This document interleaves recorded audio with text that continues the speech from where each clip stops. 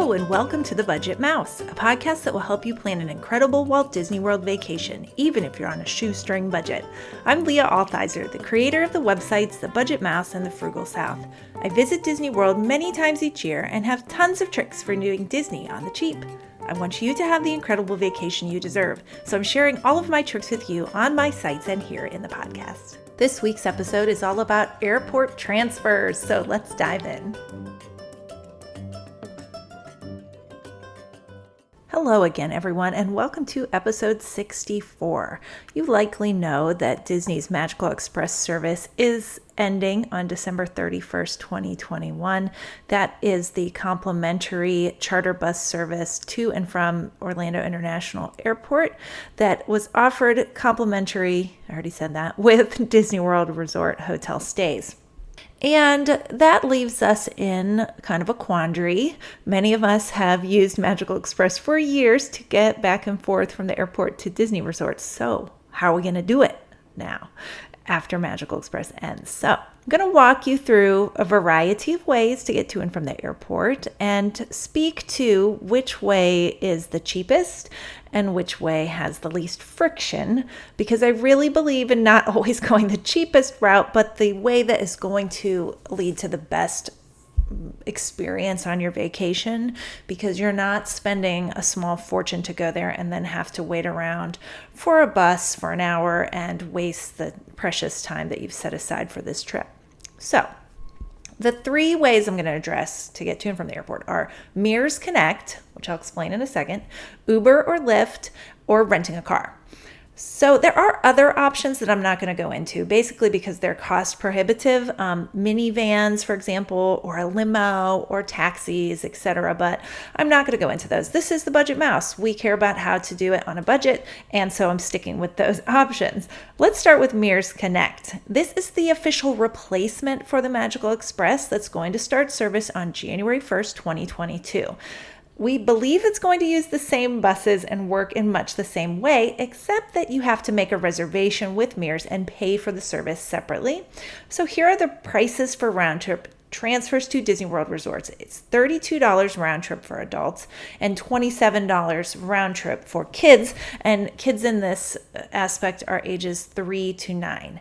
So if you have an under 3-year-old, then they are free. And if you have a 10-year-old, then they pay the adult price. Now, you can also buy one-way tickets at half this price.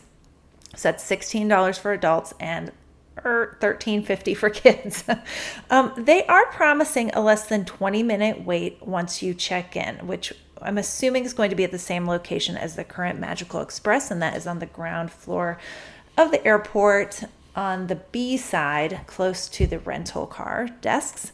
You have to have your flight information at the time of booking, and you can book Mears Connect currently, though it doesn't start service until January 1st. And you pay with a credit card when you make a reservation, and it is fully refundable up to 24 hours in advance. So if your plans change, you are not out the money. And we don't have any information on how bags will be handled, but I will update. I have a post on the Budget Mouse that is all about Magical Express that I'm converting over to Mears Connect, and so I will update that once we know. I don't expect that they will be fetching your bags from the baggage claim like happened on Magical Express, which was a huge perk of using Magical Express. I expect you're going to have to go and get your own bags, and then they kind of they'll load them on the bus for you, and you'll be given them back when you get to the resort. So, I'm like lukewarm about Mears Connect. I liked Magical Express, but I mostly liked it because it was free and I'm cheap like that. So having to pay for a mediocre bus service to and from Disney World doesn't really excite me. They do stop at up to 4 resorts on your route, which was the same as Magical Express. That can lead to a lengthy trip if you are the last resort. If you luck out and you're the first resort, then it's a pretty quick trip. And if you don't have to wait the full 20 minutes, Magical Express would sometimes wait more than 20 minutes. I have heard people waiting up to 45 minutes on the bus, waiting for more people to show up, and that's just no fun. So those are my feelings about Mears Connect. I wouldn't write it off, and I will explain why in a bit, because it really will come in handy in a few certain situations. So next is Uber and Lyft. This tends to be my preferred way to go. The reason being it's quick and relatively inexpensive. The price per person comes down, obviously, the more people you pack into your Uber, and most can hold 4. And that'd be pretty crowded. That would be with one person riding in the front with the driver. So the base fare for an Uber or Lyft from the airport to a Disney resort is usually around $35 to $40 each way. And that is for the base level of Uber, which they call Uber X. It does depend a little bit on the resort. Some are closer to the airport than others. Now, and I have to mention that Uber and Lyft, the pickup is now on level 2.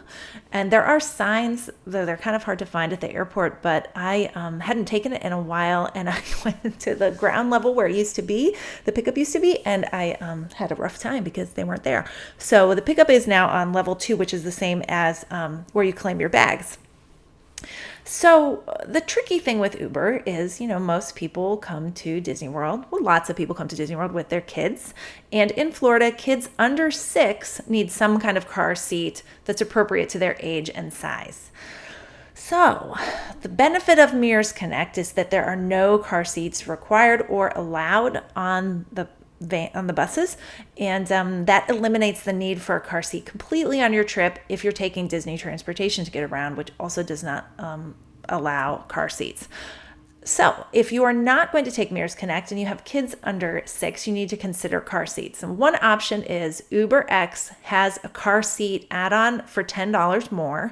You can request an Uber with a car seat. That's only going to provide one forward-facing car seat for a kid who's at least 2 years old, 22 pounds, and 31 inches tall. So you're looking in the 2 to 6-year-old range. If you just have one that needs a car seat, you can pay $10 extra and get an Uber X car seat.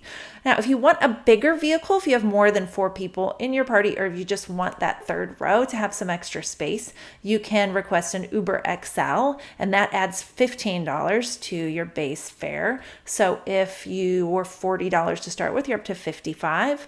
And you can also request an Uber XL car seat, and that adds another $10 onto that, so you're up to $65 each way for the Uber XL car seat.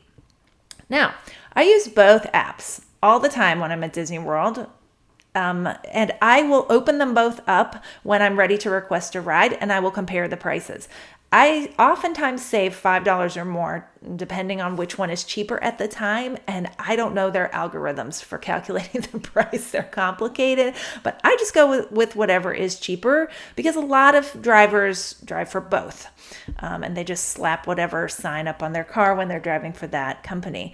Now, I have had more female drivers with Lyft, and I know that they recruit women because I've actually been part of a campaign to recruit women on my other blog. So if that matters to you, which it does to me, I like to support that, then you might want to go with Lyft regardless. So I hope that answers your questions about Uber and Lyft and using it to get to and from the airport. In terms of safety, I feel completely safe taking Uber and Lyft. I know that people who aren't used to that, like maybe you don't live in an area where this is a common thing to do. I find it to be completely safe. There's tracking software in the app and in the car. The people I have met that drive are lovely people. Like, no one is rude or mean. Everyone is nice. They are really just, trying to make money. And this is a great way for them to do it. I really enjoy taking Ubers and Lyft around Disney World. I do it often to get from resort to resort, and to often get from resort to park if the buses are a tricky situation there. So your third main option would be renting a car. And you may not know, or maybe you do, that car rentals have a huge demand and not much supply right now. And so the prices are higher than normal. In the past, when I've rented cars, I've expected to pay about $50 per night with everything included for the rental car. So that would be, say, for a 5-day trip, 5-night trip, $250 for the rental car. Now, at Disney resorts and most other resorts in Orlando, you do pay a parking fee to have a car there. So at the value resorts at Disney World, it is $15 a night. It's $20 a night at moderates and $25 at deluxe, unless you're renting Disney Vacation Club points, and then you don't have to pay the parking fee, which is reason number 17 why I love to rent DVC points.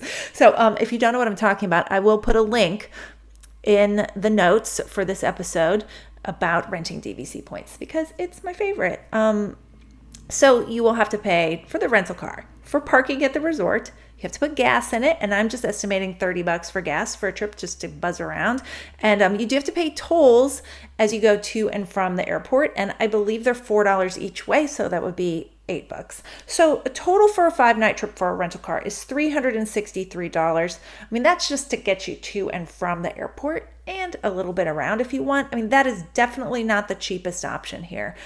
And I recognize that some people still want to do that for the freedom of having the car to stop and get groceries, to do anything else they want to do, to go off to another place, another destination in Orlando. I hear there are other destinations in Orlando other than Disney World. I've never been to them, but I'm not kidding. Actually, I've never been to them. So what do I recommend? Well, this depends on your car seat situation. So if you need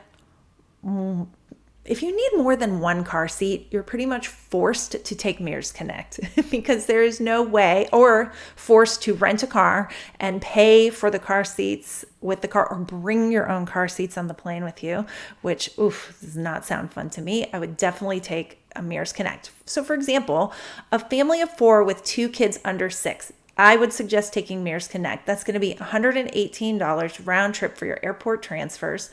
Since Uber only guarantees one car seat, you're kind of forced to do that. Now, otherwise, I like taking Uber or Lyft.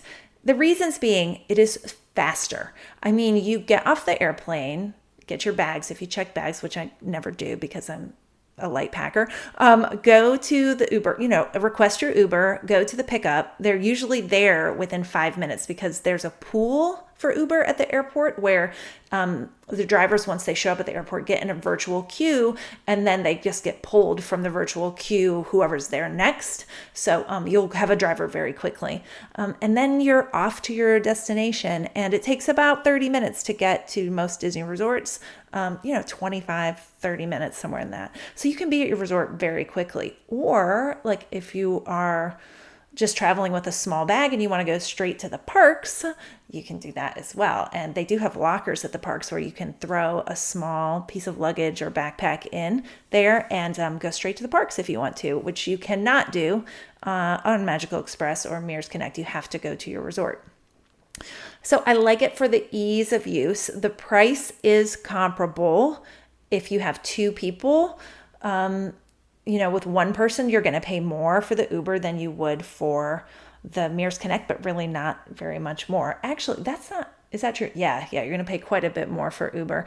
But to me, it's worth it. I mean, compared to the total price that I pay for a trip, it's, an extra $32 isn't very much. So for the amount of time that I save, I really prefer it. And I usually Uber back to the airport even when I have a Magical Express reservation. And that is because of the amount of time that is required to get picked up by Magical Express. The time they'll give you is 3 hours, sometimes 3.5 hours before your flight. That is to make sure you don't miss your flight and to make sure you spend some money at the airport, get you there nice and early so you have to spend money on food and in the shops and everything like that. So because of that, I don't like to waste so much time on my vacation, and I'd rather spend another hour and a half, 2 hours at the pool, which is usually where I am right before I have to catch my ride back to the airport, just soaking up the last couple hours of vacation before I have to go back home. So it's worth it to me to have that extra couple of hours of my trip. So even when it's free, I still usually pay for the Uber because I want that extra time.